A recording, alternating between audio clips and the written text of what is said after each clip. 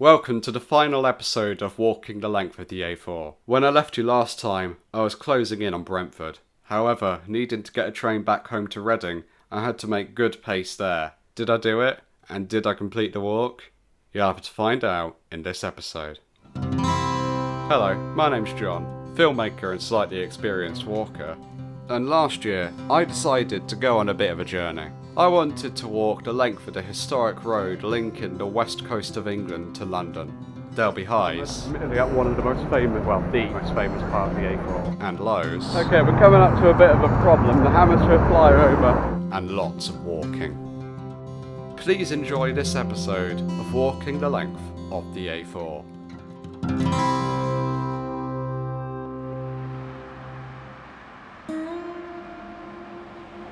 A little under 15 miles to go, but still with one of the bit legs of the walk remaining.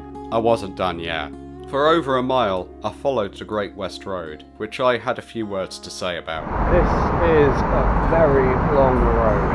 Just this section of road, it's just so long. Not much interesting stuff on it. Probably only got about 3 miles left to go. Hopefully.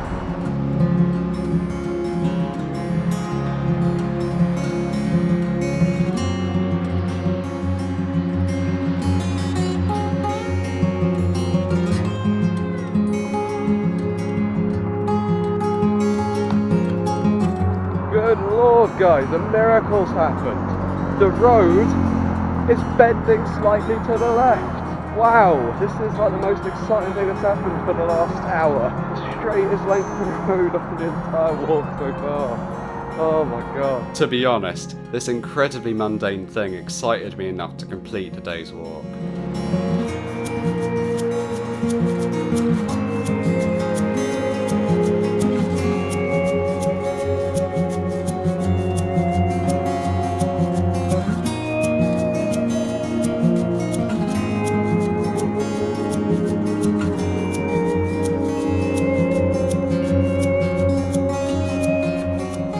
Before too long, I found myself with a turning for Brentford station. This is where I officially leave the A4 today. I'll be back here at some point in the near future. I've got about an hour and 10 minutes till the train. Just about enough time, hopefully, to get a drink and some food. And everything further on in the A4 will be explained later. There's a big thing happening in the A4 that's just like a minute away. No, 30 seconds away. I can see it, but I'm not going to explain it until I'm actually doing it. So, yeah. One very well-earned pint later, I was at the station, where absolutely nothing else happened for the rest of the day. You will not believe what has just happened. Oh my god, that's embarrassing. That was me accidentally dropping all my change on the floor. That might be the most embarrassing thing I've ever caught on camera. However, after that, for real, nothing else happened. This was a very successful day of walking, and if I'm being honest, the last potentially challenging day of the walk. One problem remained, however, finding time to complete the very last leg. Alright, we are back where we finished the A4 almost a month ago, I think. The weather, for it being August, is absolutely terrible. It's really cold, that's why I've got my hoodie on. I've got about 10 miles to go, and I mentioned last time there was something big in about 30 seconds on the A4, and we're coming up to it, so I'll explain what it is. That big thing I'm hyping up is the brief stretch where the M4 is literally above the A4. Huge monolithic support would be my landscape for the first mile of today's walk. But as you can probably predict, these wouldn't be the only huge structures I would pass today. Starting off in Brentford, I'll be walking 10 miles through Hammersmith, Fulham, Kensington and Chelsea, Westminster, and concluding the whole walk at New Fetter Lane in the City of London. For now, however, I remain in Hounslow.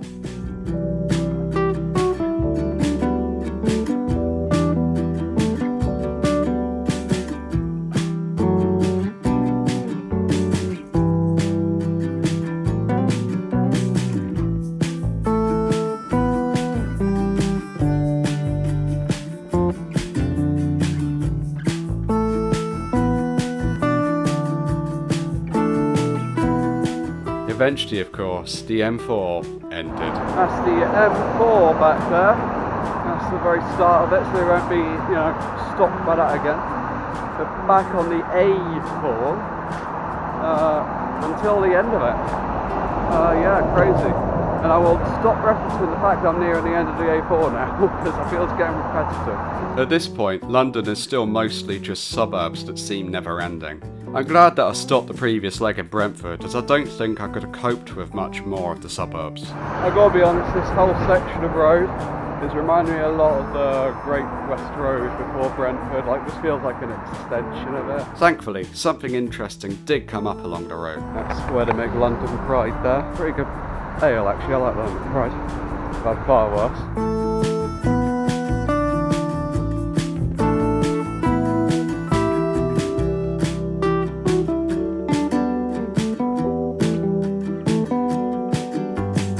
Okay, we're coming up to a bit of a problem, the Hammersmith flyover.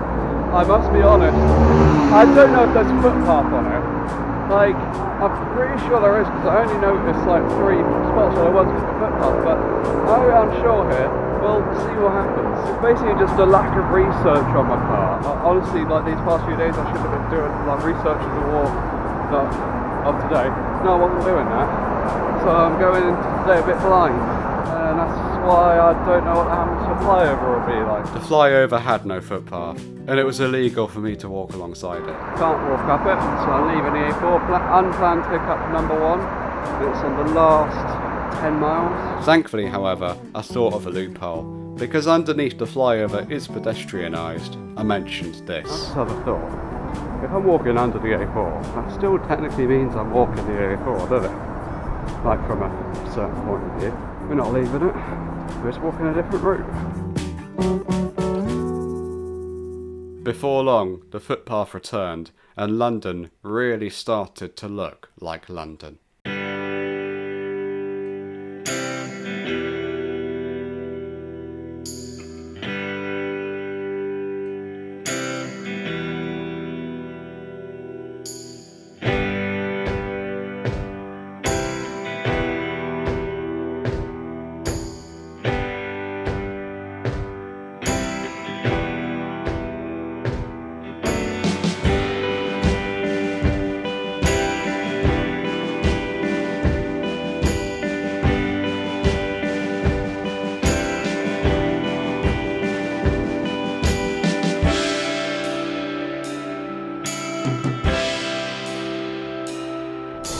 Right, so I'm currently at Hyde Park Corner, coming to Hyde Park Corner.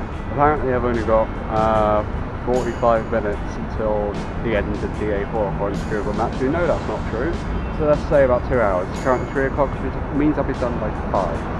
It really does feel like central London right now.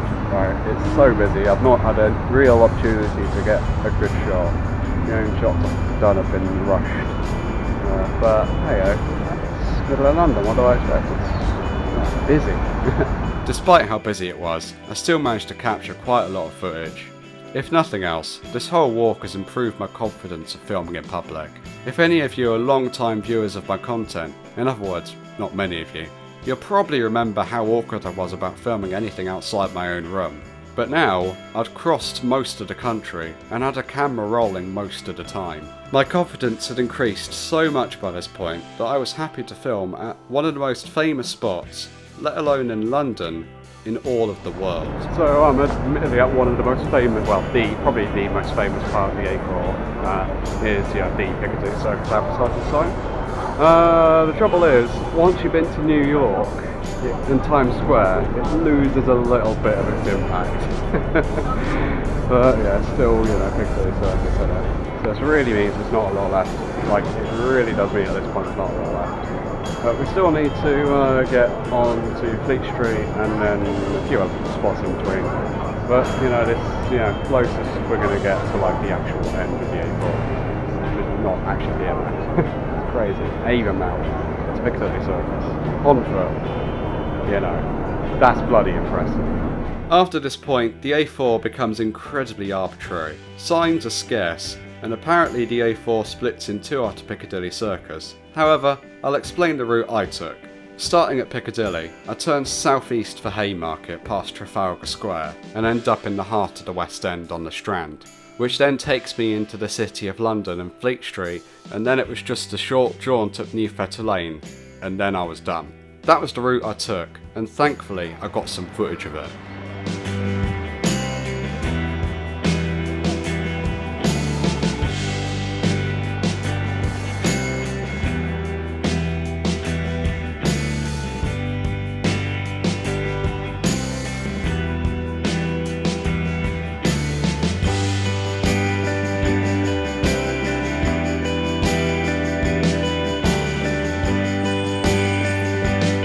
And then, after 128 miles, walking across the country, many struggles and joys later, I was at the end of the A4. Yeah, it might not look like much, but this is the end of the A4.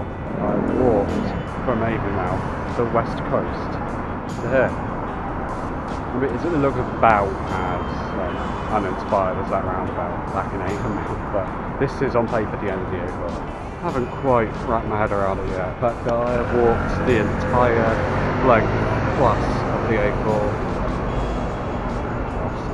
It hasn't really sunk in yet, but yeah, no. It will do. It will do when I'm sat down somewhere having a drink. This sign with the A4 only going in one direction was all the confirmation I needed that I was at the end of the road. I celebrated with one very expensive pint.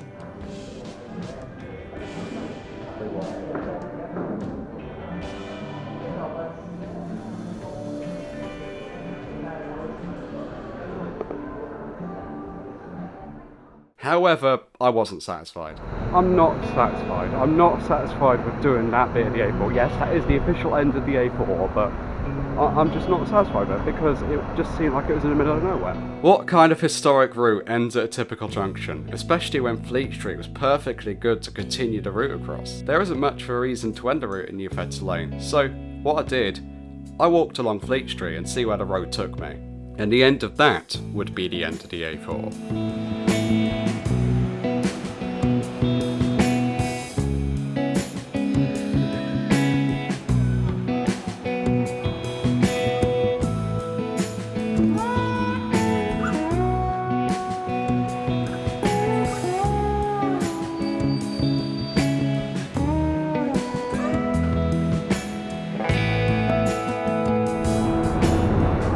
Just my opinion, I think the junction near Monument Station is a way better point to end the A4 because the junction is actually a proper junction. So yeah, that would make a good spot to end the A4, but there's a couple more things that are on this sort of route. So if you want one spot that's big, important, and a landmark to start a road from, I feel you can't get much bigger than the Monument to the Great Tower of London. So if I was in control of where the A4 ended, it'd be here. So in my eyes, we have now walked the length of the A4. But I still wasn't 100,000,000% satisfied. I had to get to London Bridge. And if you want a really, truly official place where the A4 stops, going from coast to coast essentially, from west coast to near the Thames estuary, we have officially done it. We have walked the A4. Trouble is, I can't really get a good shot of it. I know, story of the walk, isn't it? So, at London Bridge, I decided I had done it. I'd walked the length of the A4. And sadly, that concludes the series. This was a joy to film and produce, and I really hope that you've enjoyed this journey along with me. By the way, if you think this is the last walk I'll ever do, I must say with the greatest politeness that you couldn't be further from the truth. This was the A4, but there are so many more routes I want to do. Watch this space to see me challenge them.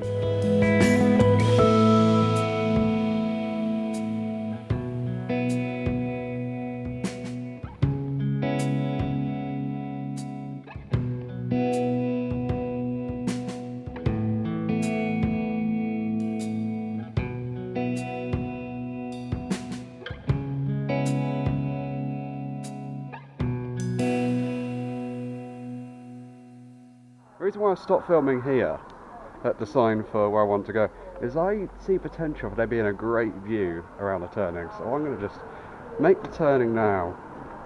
And oh yeah, that is a good view.